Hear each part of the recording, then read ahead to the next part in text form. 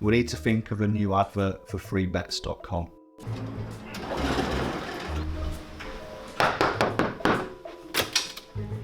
Get your best betting offers from freebets.com. Yeah, that'll do. The following deals are now live. Matt Lenihan Boxing Sauce in association with Empire Fight Store, Forged Irish Stout. We're going to do a bit of a year review with former IBO World Champion Maxi Hughes. Maxi, before we go into specifics, like I said to Sean, just sum up what this year's been like for you. I was going to say, like I said to you off camera, it won't take long for my year review, will it? So, the overriding feeling is just real frustration and a bit of resentment toward boxing. But you know, I'm still here, currently sat in gym. It's not. I don't resent it that much that I've turned away from it. You know, like always, I had my little break after the one fight that I had this year, and I've been, you know, back in gym working on things and ready. So it's not put me fire out, but you know, to only have one fight is frustrating. It's not the most ideal, but the way that it ended up going, you know, again, less than ideal. But you know, I've looked to take the positives out of it. I got to go to America. I got the big fight that I wanted and felt I deserved. I got on the big stage, you know, George, former, what is he? There's arguments, isn't there, that... Technically undisputed, but it was... Unified because of the WBC... Franchise. Yeah.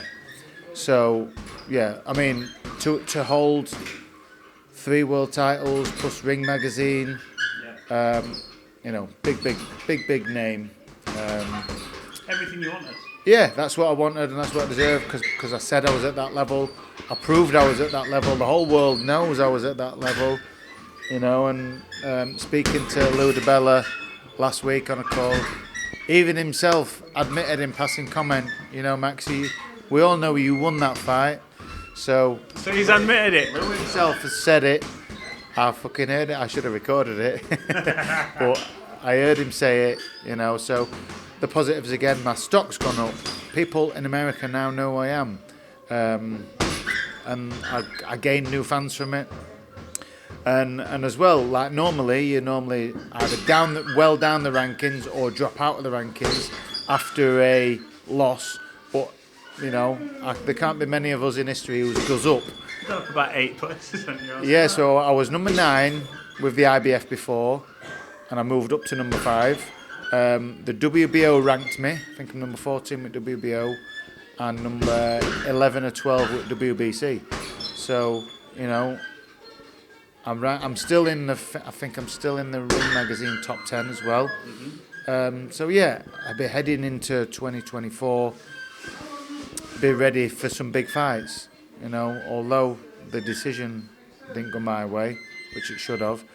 Off the back of it, I'm going to get big fights, and you know, as well, hopefully a final eliminator for the IBF. So it's just going to delay my way of getting to that IBF title. That's still the goal. So is any title the goal? I know you're at the IBF, but you're moving up in rankings and you're knocking around in them divisions. And with Lou DiBella, who's got connections and fingers in pies, he seemingly will work with everyone. So the options must be open. He's a well-connected guy, as they would say in America.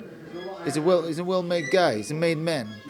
So he knows everybody. He's got good working relationships with everyone. So yeah, if I would give up my IBF position if, like with the other 2 sanctioning bodies I'm ranked with, WBC and WBO, if they come in and it's a straight shot at world title, I would probably do that.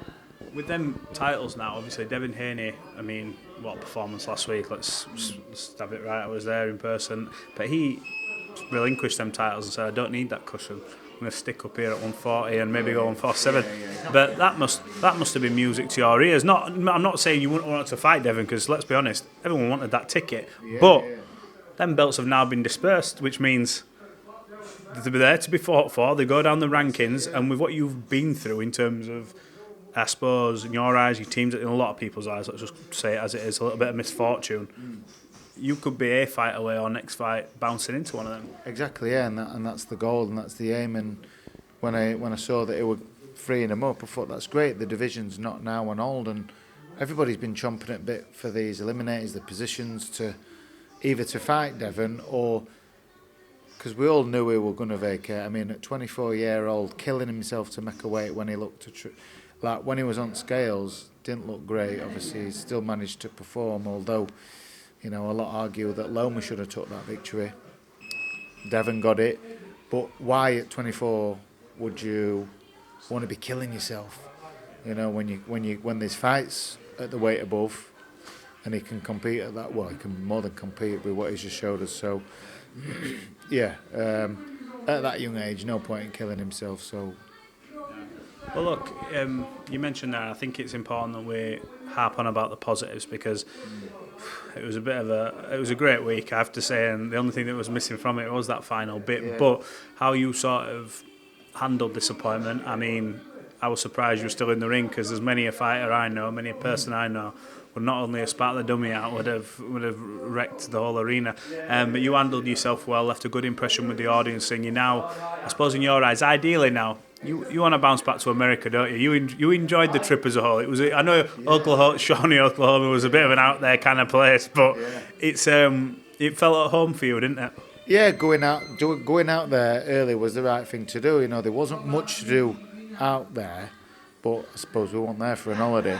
Although when we weren't training, we were laughing, joking, and trying to explore as much as we can, as you know, as well as making sure that we got arrested right, ate right, and trained right. Which, you know, there was the three things that we needed to do first off, which we did, and then any other time after that, we're like, let's do it. And it were a good trip all around. Like some of my mates who went, they said it was one of the best trips of their life, you know, and so much of such a random place to go fight. But yeah, I wanted to join the very, you know, you could fit it in there, the story of Brits who've gone to America in a big fight and won.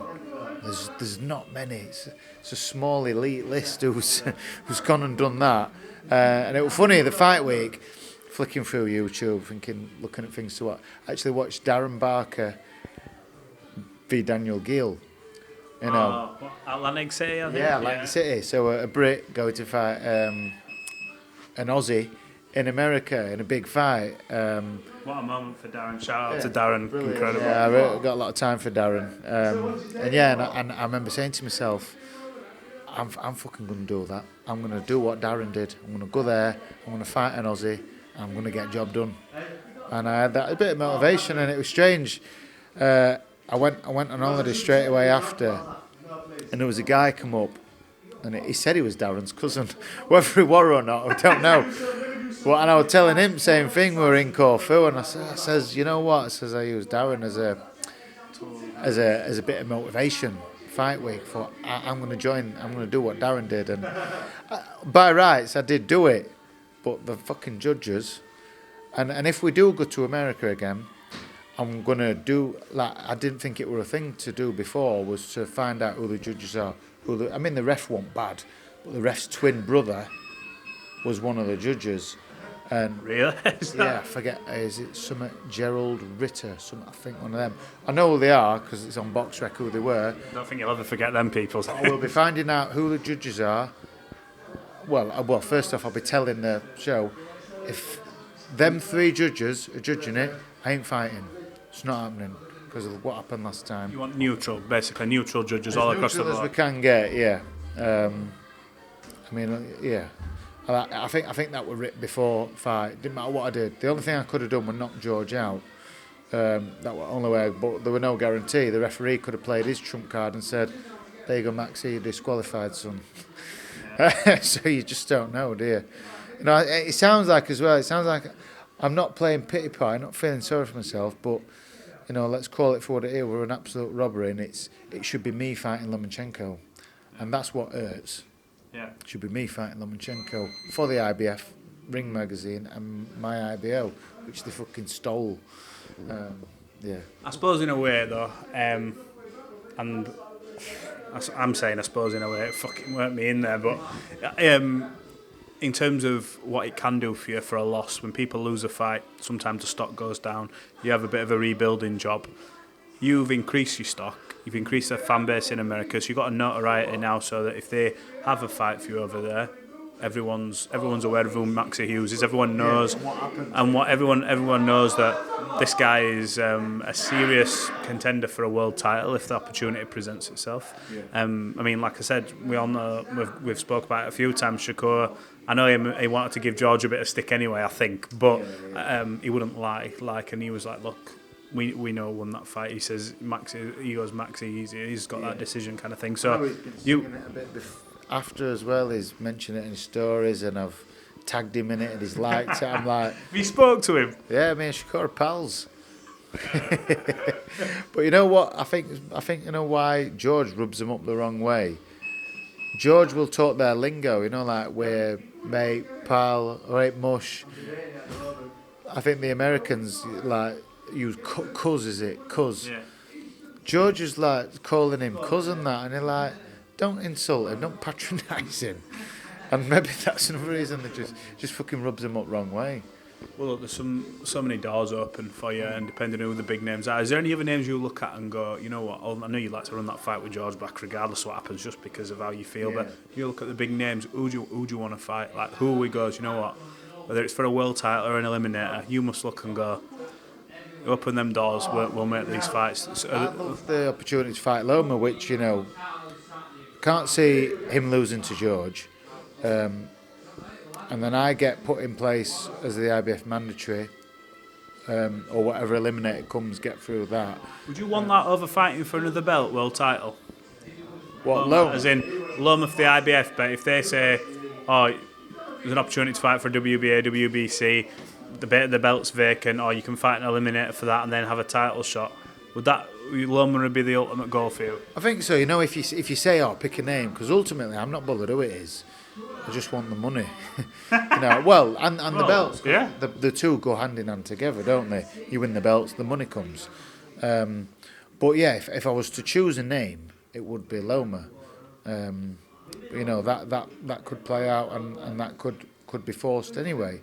But yeah, and I almost think, you know, going back a bit to how I was in the ring after the fight, you know, that's the kind of person I am. I'm quite, you know, mellow, and I sometimes get annoyed with myself because my wife said after, she went, "You're too fucking nice." I think you are, but it's not a bad thing. Yeah, and I thought, you know, with what they did to me, I should have directed the anger at the judges then and there. But with the adrenaline and everything after, the last thing you think is, and I'm suppose, as soon as they've done the job, they'll fuck off. But you know, I should have chased them down and had it out with them then and there. But yeah, I should have maybe caused a bit of controversy. You could have, but then again, I think people remember you for winning the fight anyway. Like, whereas they don't want to remember you for, you know, judging head on the way out kind of thing, rightly or wrongly. I don't think I'd have got much stick for it. Like, I don't. Well, that judge has earned that. Well, look, last two from me. Christmas is coming. This will be out after Christmas, but I suppose we'll find out if you get what you want. What do you want for Christmas, Max? Sean's asked for, what did he ask for? Started off with a Lambretta, then he wants peace and quiet. Yeah, just like loads of time to myself in garage. It's an ongoing project. I just like tinkering. You know, I've started a bit of a motorbike collection, so just like tinkering with my bikes. I love tools. You know, I don't work anymore, but I just love tools. Yeah. I'm a DeWalt man, me, so... A new saw or something like that?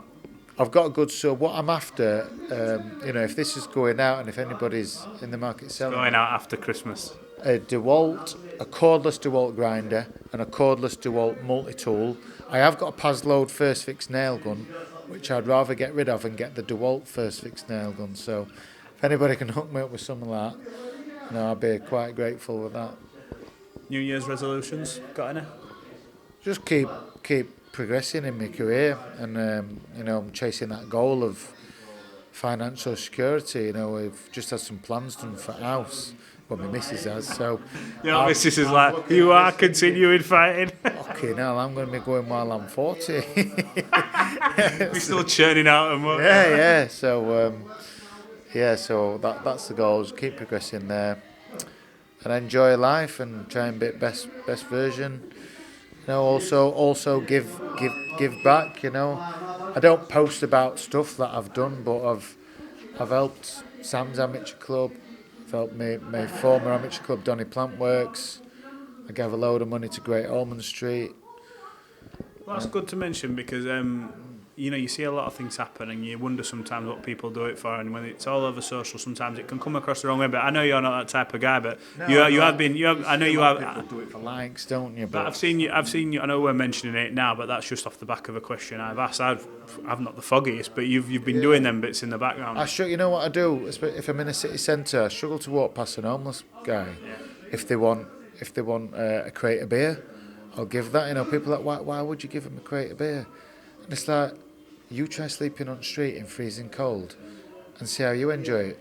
If a crate of beer gives them a bit of an edge and helps them sleep and just makes that time pass, you know, I'm happy to do that. Or if it's a coffee, if it's a Greggs, a McDonald's. I just walked past them and I remember doing it earlier, seen a guy, so I was like, yeah, mate, do you want something to eat, drink and all that? Oh, yeah, great. Set off to the shop for him, and there was another guy a bit homeless further, and I thought, I can't fucking, you know, there's that. I mean, if you walk around Leeds, there's probably quite a few, but them two was on the road that I was on. I was like, I can't leave him out as well. So I went over to him, and you know, it's stuff like that. Help people as much as I can. Well, look, Max, it's always a pleasure catching up. I hope in the new year you get everything you want. Ideally, a big fight, and wish you all the best and have a good Christmas, bud. Cheers, pal. You too.